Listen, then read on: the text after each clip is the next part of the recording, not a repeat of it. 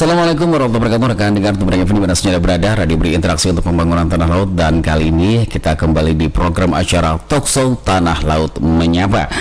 Dan tentunya di pagi hari ini sudah berhadir ya, sesuai dengan infografis sudah disampaikan ya Bu Pri ya, bahwa hari ini kita kedatangan dari Komandan Kodim 1009 Pelihari, Letnan Kolonel Infanteri Adi Yoga Suseto SH.MA.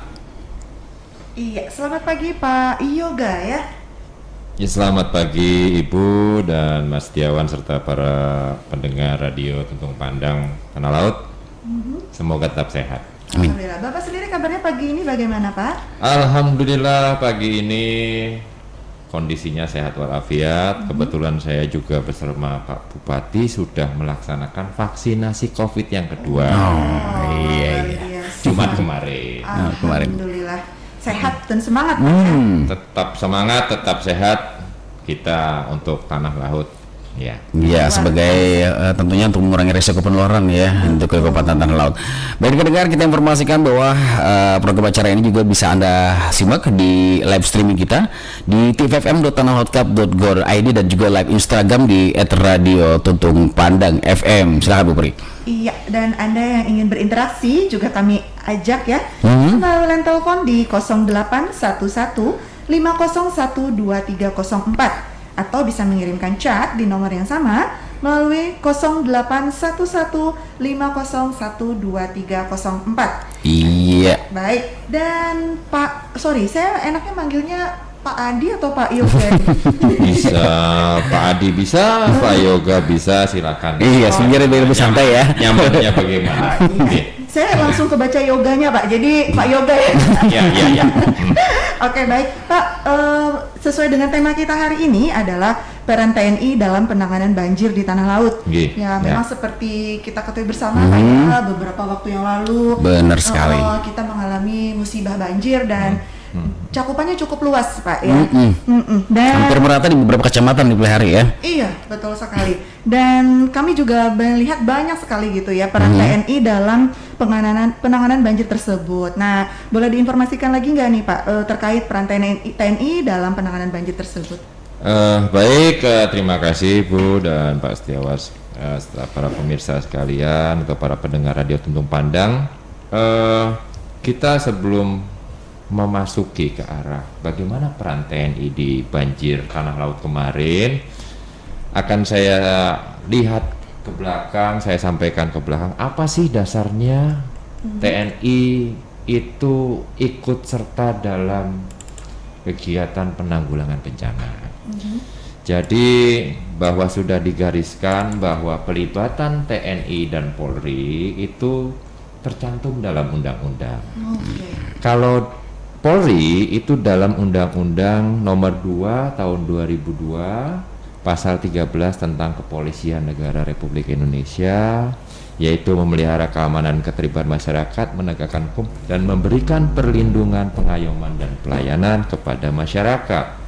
Adapun TNI itu tercantum dalam Pasal 7 Ayat 2 Undang-Undang Nomor 34 Tahun 2004 tentang TNI, bahwa salah satu tugas TNI adalah membantu menanggulangi akibat bencana alam, pengungsian, dan pemberian bantuan kemanusiaan.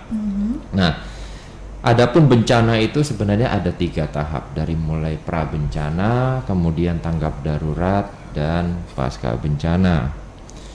Dalam strukturnya, di tingkat pusat, Panglima TNI bertindak atau berlaku sebagai anggota Bakornas penanggulangan bencana.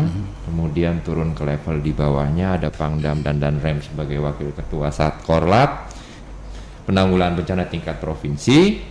Kemudian Dandim sebagai wakil ketua Satlak penanggulangan bencana tingkat kabupaten kota, dan akan masuk di dalam struktur Satgas penanggulangan bencana. Khusus untuk banjir tanah laut kemarin, sebagai informasi bagi para pendengar sekalian bahwa banjir Kalimantan Selatan itu sangat-sangat masif. Apabila diperbandingkan menurut data, jumlah air yang menggenangi Kalimantan Selatan banjir kemarin itu jumlahnya 12 kali lipat dari jumlah air yang menggenangi banjir Jakarta tahun 2020. Jadi memang masif sekali.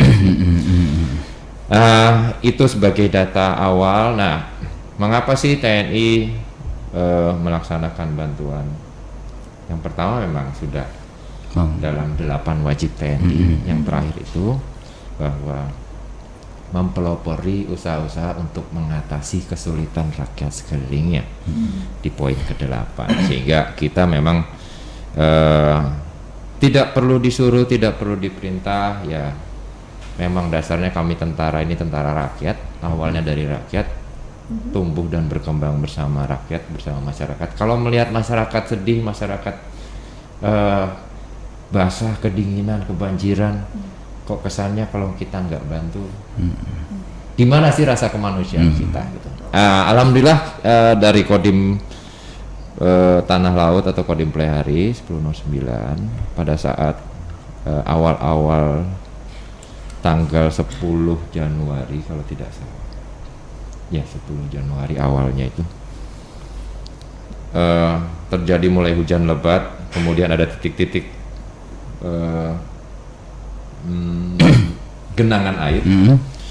Langsung dilaksanakan rapat di tingkat kabupaten, semua Forkopimda hadir, langsung diputuskan akan membuat posko darurat utama yang pertama di Benua Raya.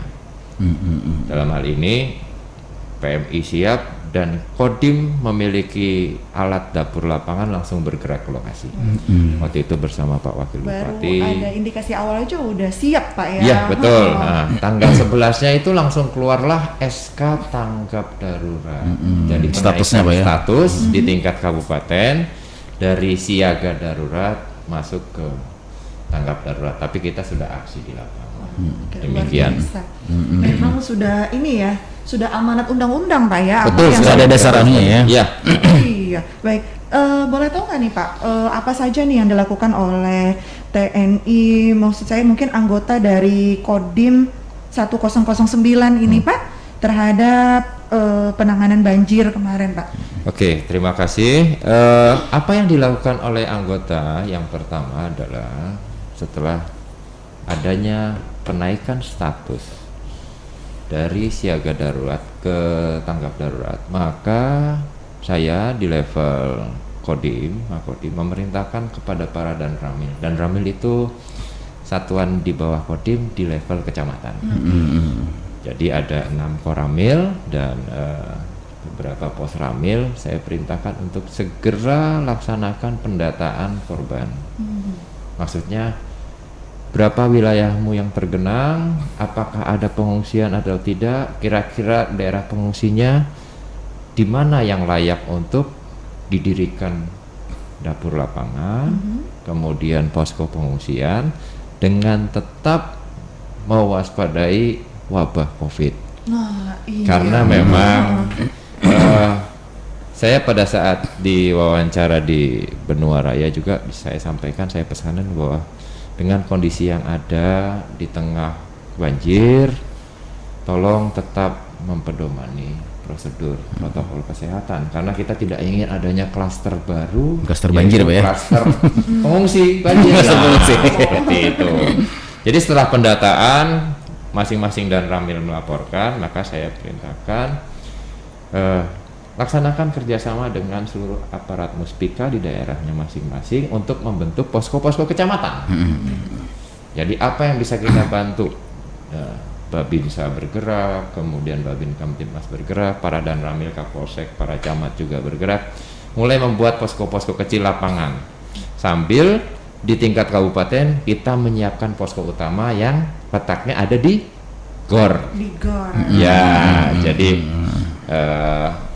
tangan-tangan di bawahnya sudah mulai hidup, ya, posko-poskonya yang di tingkat pusat juga kita mulai mendirikan posko bantuan. Demikian. Untuk mekanisme sendiri Pak dari posko-posko itu berkoordinasinya seperti apa Pak dengan posko di kabupaten?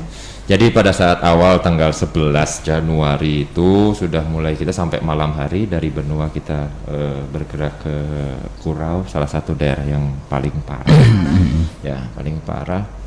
Itu sampai malam hari bersama Forkopimda merencanakan bagaimana sih sistematisnya.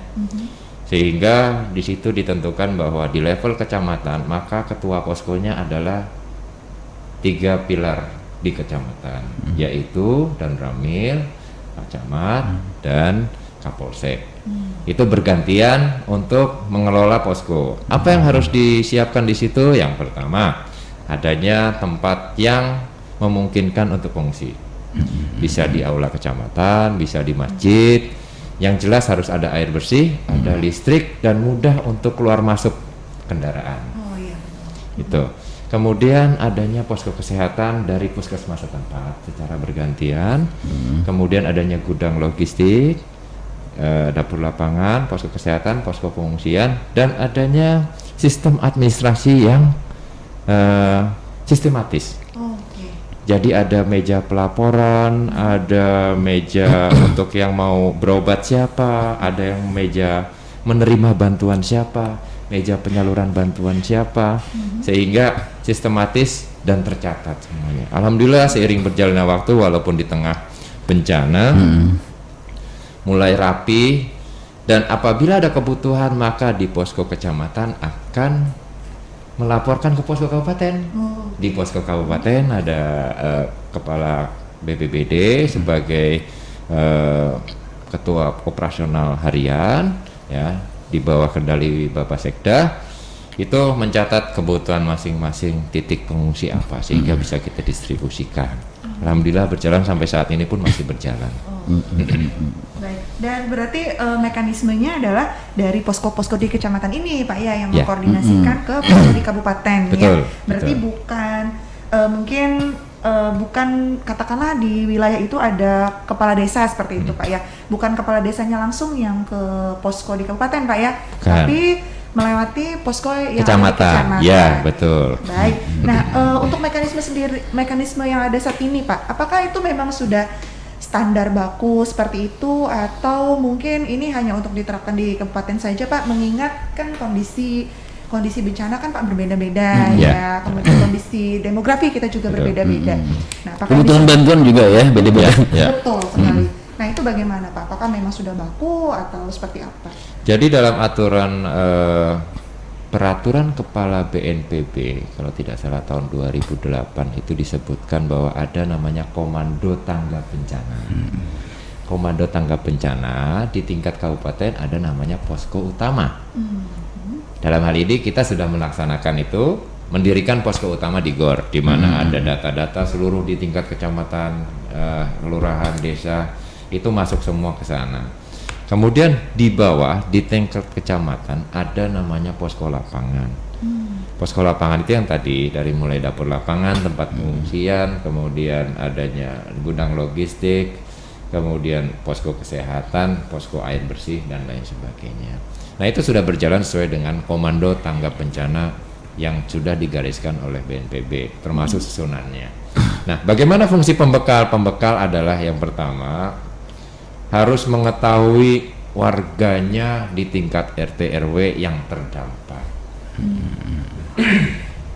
Terdampak baik itu terendam, kemudian berapa sih kerugian material yang diderita oleh warganya, berapa orang yang mengungsinya kemana. Nah, data tersebut disalurkan ke posko lapangan kecamatan, nanti dilaporkan ke kabupaten, sehingga kabupaten tahu secara lengkap kerugian material personil yang diderita oleh masing-masing kecamatan. Itu fungsinya untuk pendataan kerugian. Mungkin ya ada yang ikannya kabur ke laut, ada yang bebeknya pindah tempat, mungkin ada mungkin yang padinya, sapinya, dan lain sebagainya. Itu didata, termasuk juga kerusakan ringan, sedang, dan berat dari rumah.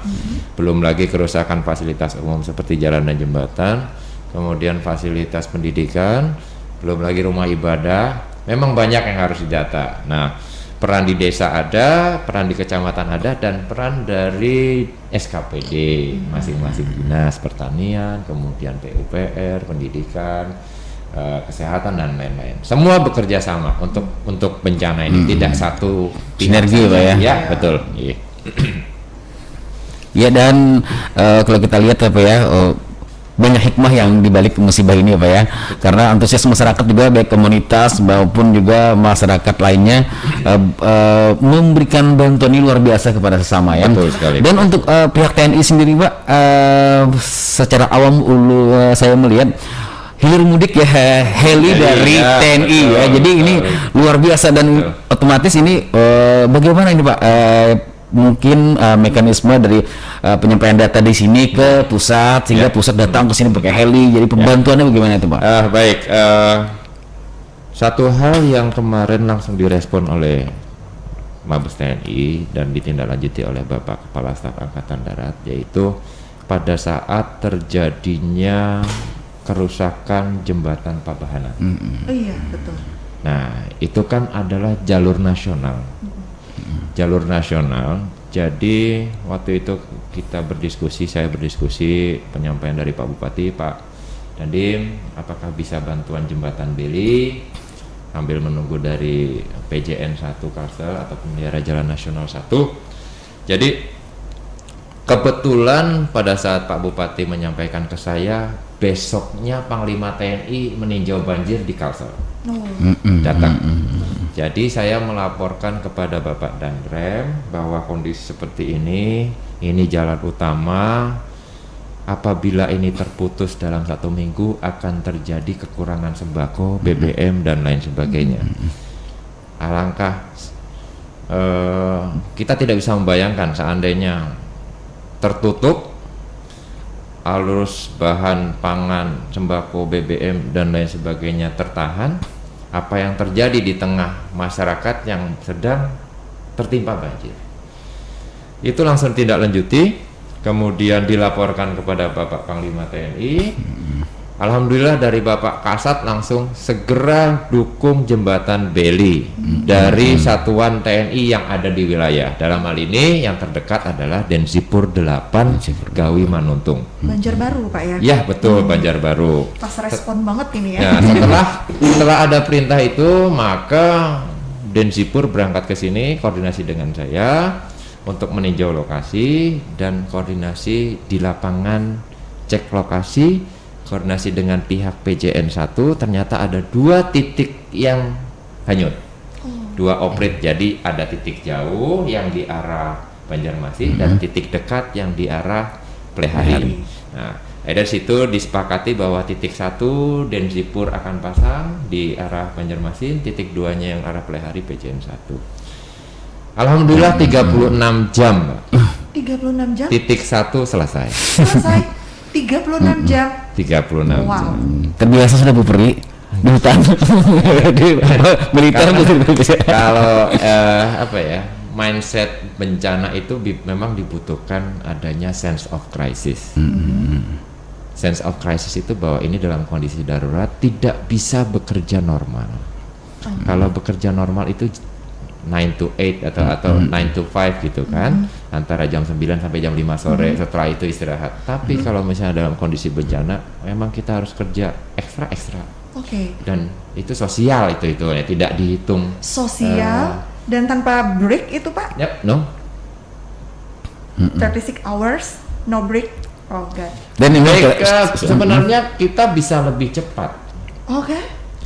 Hanya kemarin kita bekerja pertama itu pada hari Senin kalau tidak salah. Senin pagi jam 6, terhenti jam 1 malam dikarenakan landasan kayunya habis.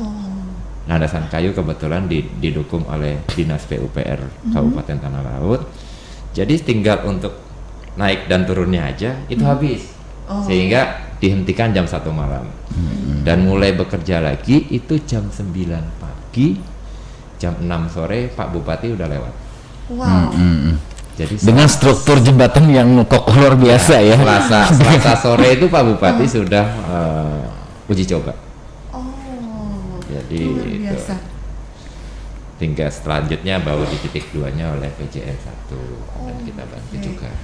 Luar biasa 36 jam tanpa break dan benar-benar kerja sosial. Iya, dan strukturnya memang luar biasa kan untuk jembatannya. Jadi dengan waktu yang singkat namun mendapatkan kualitas yang luar biasa ya. Iya, luar luar biasa bapak-bapak TNI ini, dan ternyata itu memang sudah tugas dan kewajiban mereka ya Wan ya. Sebenarnya kita masih pengen gali lebih lanjut lagi, namun karena kita harus rehat sejenak Bapak ya. Dan untuk Anda rekan dengar setia kami, jangan beranjak dulu, tetap setia di 102,3 FM. Kami akan segera kembali setelah jeda berikut ini. Dengar kita kembali ke program Tanah Laut Menyapa Talkshow di pagi hari ini bersama Bapak Komandan Kodim 1009 hari, Bapak Letnan Kolonel Infanteri Adi Yoga Suseto SHMH, Bu Pri. Iya, baik. Dan tadi sebelum break kita sudah dikasih informasi tadi ya, bahwa ternyata pembangunan jembatan Beli itu hanya memakan waktu 36 jam. Luar biasa ya kerja bapak-bapak ini ya. Dan kami juga ingin mengajak Anda nih Wan ya, mungkin ingin bertanya langsung, mumpung yang hadir ini langsung dari Bapak Dandim ya. Pak Dandim langsung ini ya. Dan silakan hubungi di 0811 501 2304 ya, sekali lagi di 0811 501 2304. Dan untuk Anda yang menyaksikan live Instagram juga boleh menyampaikan komentar juga Wan ya. Baik Bapak, tadi sebelum break Bapak sudah menyampaikan luar biasa ya peran serta TNI ini dalam penanganan banjir, dan salah satunya tadi dalam penyiapan dapur lapangan, kemudian juga membantu akses jalan, pembuatan jembatan Beli dalam waktu 36 jam. Betul. Luar biasa. Saya mengulang-ulang itu karena saya excited banget. Iya, saya speechless itu Pak. Iya, dan saya pengen tahu juga ini Pak, sebenarnya apakah masih ada lagi Pak peran dari TNI? Karena kan sekarang kita sudah dalam situasi pasca banjir. Nah, betul. Iya, apakah masih istilahnya TNI itu masih banyak gitu sebenarnya yang dalam penanganannya ya. Baik, terima kasih. Selain kemarin yang pembangunan jembatan Beli, itu sebenarnya ada banyak sekali bantuan dari pusat. Oh wow, iya. Contohnya adalah mengapa sih heli warna loreng itu seliwar. Nah, itu adalah salah satu dukungan transportasi udara yang diberikan oleh Bapak Kepala Staf lewat Korps Penerbangan Angkatan Darat untuk mendukung transportasi khususnya logistik dan evakuasi. Jadi kemarin di Kalimantan Selatan ada beberapa heli yang diperbantukan. Heli tersebut didatangkan dari penerbat di Semarang, dari pus penerbat Semarang, sampai dengan masa tanggap darurat kemarin dinyatakan berakhir atau sudah mulai turun. Walaupun sebenarnya tanggap darurat di Kabupaten Tanah Laut itu masih berlanjut. Kita belum memasuki tahap transisi. Belum ya Pak? Belum memasuki tahap transisi. Jadi masih, karena apa? Ada beberapa pertimbangan yang mengakibatkan tanggap darurat diperpanjang. Salah satunya adalah masih adanya pengungsi dan masih adanya daerah yang tergenang. Jadi rekan-rekan TNI yang di lapangan, dalam hal ini Babinsa, setiap hari melaporkan kepada saya daerah mana yang tergenang. Contohnya di daerah Handil Negara, kemudian Kali Besar, kemudian Kurau Utara, kemudian di daerah Bati-Bati juga masih ada desa-desa yang tergenang. Jadi hingga saat ini Pak ya? Masih ada, dari mulai semata kaki sampai dengan selutut itu masih ada yang tergenang. Sehingga dengan seperti itu kita masih harus bisa mengalokasikan bantuan apa yang kira-kira bisa didorong ke sana dengan berkoordinasi dengan posko pusat juga. Selain itu di daerah Gunung Keramaian itu kan masih ada beberapa bukit itu rawan untuk longsor. Bahkan statusnya naik ke waspada, bukan lagi siaga, sehingga warga kalau malam hari apalagi hujan mengungsi, kemudian siang hari bisa kembali lagi ke kediamannya. Itu masih kita pantau terus menerus bersama BPD, bersama rekan-rekan Babinsa, Babin Kamtibmas di lapangan. Selanjutnya juga bantuan lain yang diberikan TNI pada saat kemarin bencana, yaitu adanya satu regu evakuasi yang didatangkan dari pusat perbekalan Angkatan Darat Satbek Air di Tanjung Priok. Wow. Jadi mereka kemarin membawa 4 unit LCR dengan 8 personil. Kita arahkan langsung ke Kurau. Selanjutnya juga adanya Dukes atau dukungan kesehatan dan pelayanan kesehatan dari Pusat Kesehatan Angkatan Darat. Nah, jadi ada dokter dan perawat yang membantu di posko-posko kesehatan pengungsian untuk memberikan pelayanan dan dukungan kesehatan. Alhamdulillah mereka sudah berakhir kerjanya karena puskesmas sudah kembali normal. Iya. Saat puskesmas sudah kembali normal, maka bantuan kita tarik, kita kembalikan kesatuannya. Demikian. Oke. Luar biasa banyak sebenarnya Pak ya. Artinya bukan hanya sekedar sarana dan prasarana, bukan hanya sekedar logistik, tapi juga sudah sarana kesehatan juga Betul Pak ya. sekali. Dukungan kesehatan untuk masyarakat yang mengalami bencana banjir. Nah, berarti peran dari TNI sendiri sebenarnya luas banget ini Pak ya. Jadi kalau di TNI Angkatan Darat khususnya itu terbagi atas kecabangan-kecabangan. Dan tiap-tiap kecabangan itu memiliki tugas dan fungsinya masing-masing. Jadi mungkin secara umum masyarakat atau warga melihatnya, oh ini baju loreng tentara. Iya betul. Saya juga tahunya begitu Pak. Sama. Tidak tahu ternyata ada di tentara itu ada dokternya sendiri, ada bagian insinyurnya, bagian konstruksi sendiri, ada bagian elektronika, perhubungan, komunikasi sendiri. Nah, mereka itu memiliki fungsi untuk sebenarnya menunjang. Oke, mohon maaf Bapak, ini ada penelpon Oh iya, yang masuk. silakan. Iya, Oke. silakan. Halo. Halo, Assalamualaikum. Halo. Halo. Waalaikumsalam. Iya, silakan. Dari siapa? Dari siapa di mana nih? Ini dari Ahmad di Pulau Sari, Pak. Oh iya, silakan Pak Ahmad. Oh, ini kan yang saya tahu ini kan TNI ini ada program TMMD ya, Tentara Manunggal Membangun Desa ya, Pak ya. Betul. Apakah nantinya itu ada lokasi tertentu dari TNI untuk program TMMD itu dan kapan rencananya TMMD? Apakah itu ditempatkan di tempat yang rawan banjir yang kemarin di Kurau atau sampai ke Bumi Makmur, ataukah ada tempat lain Pak? Bisa seperti itu aja Pak ya. Ya. Iya, baru aja kita ngomong TMMD tadi ya. Iya. Sudah ada yang duluan nih. Iya. Oke, terima kasih dari Pulau Sari ya. Iya. Iya, terima kasih Pak. Yuk. Terima kasih Pak Ahmad tadi. Iya, Waalaikumsalam warahmatullahi wabarakatuh. Iya. Langsung saja Pak. Oke, terima kasih atas penanya masalah TMMD, bahwa kebetulan tahun ini Kabupaten Tanah Laut mendapatkan program TMMD yang ke-111. Karena program TMMD itu kita melaksanakan sebelumnya tahun 2019. Jadi tidak setiap tahun. Karena anggaran TMMD, anggaran untuk material itu berasal dari APBD. Namun anggaran untuk uang makan, uang pekerjaan itu berasal dari Mabes TNI. Nah, itu dilaksanakan selama 1 bulan. Rencananya kemarin Pak Bupati sama saya sudah ninjau lokasi. Itu di Desa Tanjung. Tanjung apa tuh Pak? Tanjung Kecamatan Bajuin ya. Bajuin, Oh, Bajuin. betul sekali. Jadi proyek TMMD itu arahnya bersifat strategis. Maksudnya strategis itu selain membuka jalan untuk kepentingan warga, juga dihadapkan sama aspek pertahanan negara. Jadi konsep besarnya rencananya akan ditembuskan jalan dari Kabupaten Banjar menuju ke Kabupaten Tanah Laut lewat utara, yang dibilang lingkar utara. Jadi nanti itu juga termasuk proyek strategisnya di tingkat provinsi ya, sehingga nanti kalau dari Waduk Riam kanan, kalau mau ke Takisung tidak perlu lewat bawah, tapi bisa lewat Kiram tembus Tanjung Bajuin Plehari, Tanjung. Jadi kayak one stop traveling lah. Dari gunung, danau, kemudian ke air terjun Bajuin, turun Berakhir di pantai.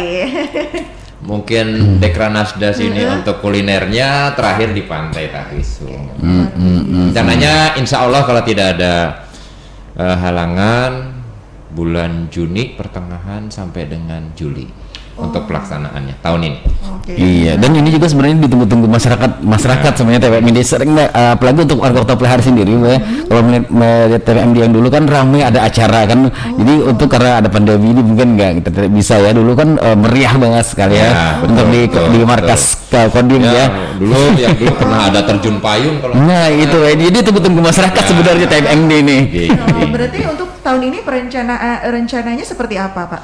Rencananya seperti biasa, nanti akan dilaksanakan paparan ke tingkat pusat, ya. Bagaimana rencana, apa yang akan dikerjakan, ada sasaran fisik itu berarti apakah pembukaan jalan, pelebaran jalan, pengerasan jalan, kemudian pembangunan musola atau perbaikan musola, kemudian peningkatan mutu di tempat pendidikan. Sasaran non fisiknya kita kerja sama 19 kementerian. Wow. Jadi hampir sama dengan programnya Manunggal Tuntung Pandang. Jadi semua turun ke bawah, Dinas BKKBN, Kementerian Agama, Kementerian Dukcapil, Kementerian Administrasi ya.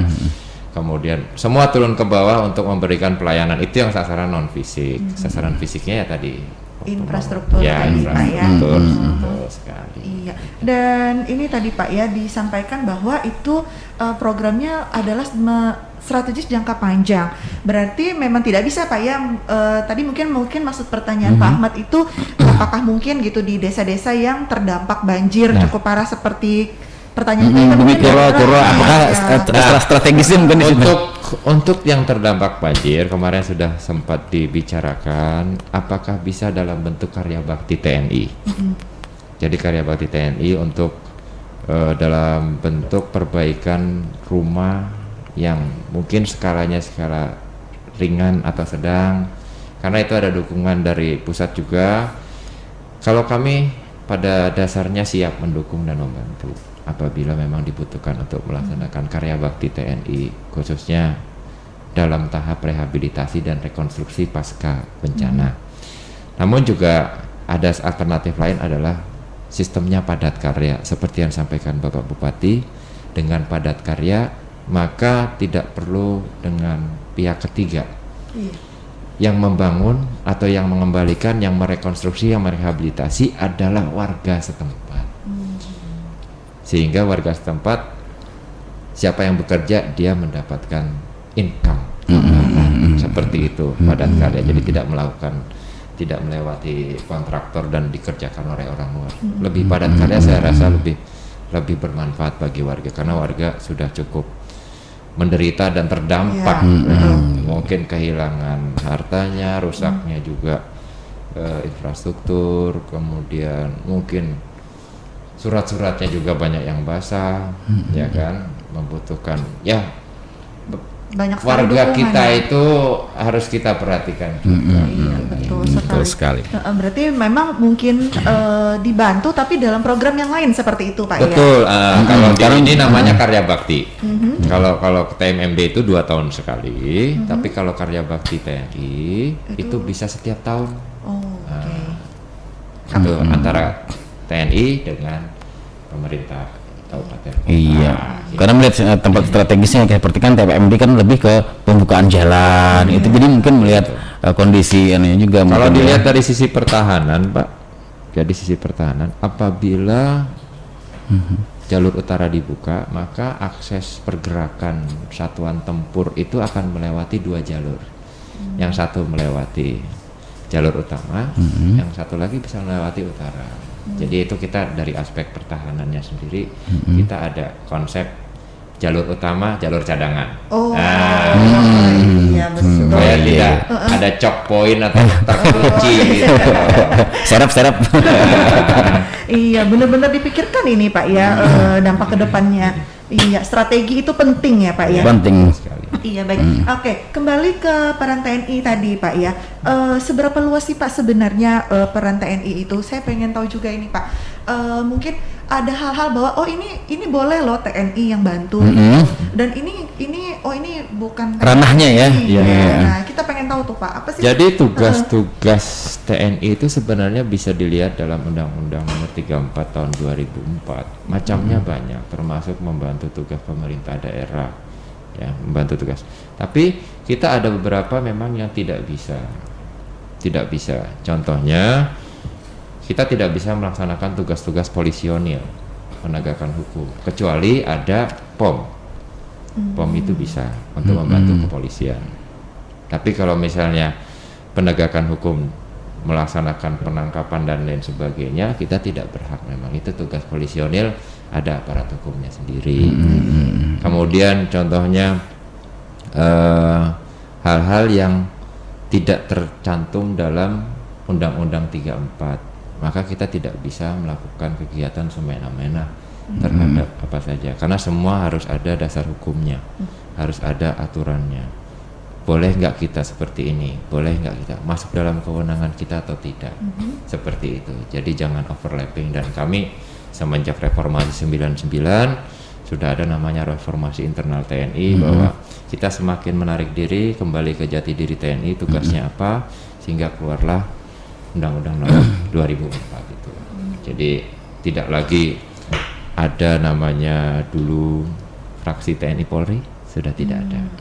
Kekaryaan juga tidak ada. Pejabat aktif TNI dijabatkan dalam jabatan tertentu sudah tidak ada. Ya sudah, kita profesional di bidangnya saja, gitu. Tapi Pak, mungkin mohon maaf kalau salah. Mungkin tapi kalau dalam suatu kejadian tersebut, institusi yang lain tersebut ingin minta bantuan dengan TNI gitu, betul bagaimana Pak? Ada, jadi kita bisa memberikan bantuan kepada Polri, statusnya adalah BKO. Contohnya dalam pemilu atau pilkada, kita diminta untuk pengamanan, bentuknya adalah bawah kendali operasi, bahwa kita diminta melaksanakan tugas pengamanan TPS dan lain sebagainya atas permintaan dari Polri. Seperti itu. Apabila ada permintaan, maka kita pastinya akan turun, Tapi kita tidak langsung saya akan melaksanakan ini, tidak. Tapi kalau ada permintaan, Pak Dandim, dimohon anggotanya disiapkan untuk membantu pelaksanaan ini. Sama seperti Karhutla juga seperti itu. Iya. Diminta untuk Karhutla berarti dari BPBD gitu. Pak Dandim tolong disiagakan ini. Oh siap, gitu. Seperti itu. Ya. Iya. Dan mungkin kembali ke banjir nih Pak, di kebanjiran tanah laut nih. Kesiapan sendiri di markas Kodim sendiri Pak, apakah ada mungkin fasilitas poskonya yang memang ada denah apanya, jadi tim-timnya apakah bagaimana tuh Pak secara di dalam internet itu Pak? Jadi namanya Makodim itu sebagai satuan komando kewilayahan, ya. Kodim sebagai salah satu komando. Kita memiliki data dan itu real time. Dan kita juga memiliki beberapa aplikasi yang bekerja sama dengan Inaris BPBD. Kita tahu tempat-tempat mana yang memang rawan banjir, rawan tergenang. Dan kita juga ada posko internal. Jadi posko internal di Kodim itu sampai sekarang ini ada 2 yang masih berjalan. Yang pertama posko COVID Makodim, yang kedua posko banjir. Dan itu datanya update setiap hari. Tahu di mana pengungsi ini, di mana ini pengungsi ini, di mana, tetap dengan bekerja sama dengan Pusdalop BPBD yang ada di posko pusat. Jadi kita selalu update terus. Kalau misalnya COVID dengan Dinas Kesehatan dari Media Center dan Diskominfo juga untuk COVID. Jadi kita update terus setiap hari. Itu sangat membantu pelaporan Makodim ke ini. Untuk kesiapannya sendiri, selain posko, kita juga punya kendaraan yang bisa digunakan untuk evakuasi, patroli, kemudian pemberian bantuan. Kemudian kita memiliki satu set tenda lapangan dengan dapur lapangan yang bisa dibongkar pasang kapan saja seandainya memang dibutuhkan. Kemudian kalau personil ya sudah jelas. Selain dari Kodim juga di sini ada satu kompi C623 yang kalau dibilang prajurit muda-muda itu tenaganya lebih lebih jos, lebih penuh lah, baterainya masih energi. Kalau kita kan udah ABC gitu, bukan iklan ini. Jadi itu Dan mereka juga baru kembali dari perbatasan, operasi perbatasan, dan kini sudah menyampaikan ke saya, izin kemudian kami sudah kembali, kami siap untuk mendukung apabila dibutuhkan. Iya. Luar biasa ya kesiapan dari Kodim 1009 Tanah Laut ini ya, Wan ya. Dan informasi juga kepada masyarakat dan rekan dengar bahwa apa yang dilakukan oleh bapak-bapak TNI ini, iya siap, mereka siap gitu ya. Siap. Yang penting kita tinggal ada sinergi. Betul sekali. Iya. Jadi bapak-bapak ini memang terlihat ada di mana-mana. Iya, bener kan? Memang ini. Apa tuh yang di bawah tuh Babin Kamtipmas atau Babinsa ya, Saudara Pembina Desa. Itu sangat aktif juga di penanganan banjir ini. Iya, baik Bapak, sebelum kita closing mungkin ada pesan-pesan yang ingin disampaikan kepada masyarakat terkait tugas dan peran TNI sendiri, Pak. Baik, terima kasih para pendengar Radio Tuntung Pandang untuk bisa mendengarkan dan berinteraksi selama kurang lebih 1 jam ini. Pesan saya, tetap menjaga keamanan diri, mulai menginventaris kerugian khususnya bagi para warga yang terdampak banjir, mulai membenahi rumah, kembali ke aktivitas asal. Jangan kita langsung drop, kemudian tidak ada semangat untuk bangkit. Ayo kita bisa bangkit, kita bisa kembali ke arah normal. Selain itu, saya berpesan bahwa pandemi COVID belum berakhir. Jangan sampai kita lengah dan mulai melupakan protokol kesehatan. Ayo sama-sama kita tuntaskan COVID-19 ini dari tanah laut dengan cara disiplin protokol kesehatan, yaitu memakai masker, sering mencuci tangan dengan sabun, kemudian menjaga jarak, menghindari kerumunan, dan mengurangi mobilitas. Terima kasih atas partisipasinya para pendengar Radio Tuntung Pandang. Iya, baik. Terima kasih Bapak, luar biasa pesannya. Memang Pak ya, kita seperti kita ketahui bersama ya, kita memang masih dalam kondisi pandemi ini ya. Aktivitas masih terbatas Pak ya. Dan luar biasa juga saya lihat waktu banjir itu saya sempat ini juga Pak lihat masyarakat relawan-relawan, aduh semoga sehat-sehat semua ya, ini. Betul. Karena yang banjir juga kayaknya boro-boro mikirin masker itu Ya. Pak ya. Iya. Menyelamatkan diri aja kayaknya sudah alhamdulillah begitu ya. Baik, terima kasih Pak kehadirannya di studio, Bapak Letkol Infantri Adi Yoga Susetio SHMA. Sehat terus Bapak. Sama-sama. Sukses. Iya, luar biasa informasi yang disampaikan kepada kita Wan ya, dan akan dengar kita tentunya. Dan untuk Anda yang sudah mendengar dan berpartisipasi, kami juga mengucapkan terima kasih. Ya, akhirnya kami yang bertugas mohon pamit undur diri. Saya Bu Peri dan Saya Setiawan Juri. Assalamualaikum Warahmatullahi wabarakatuh.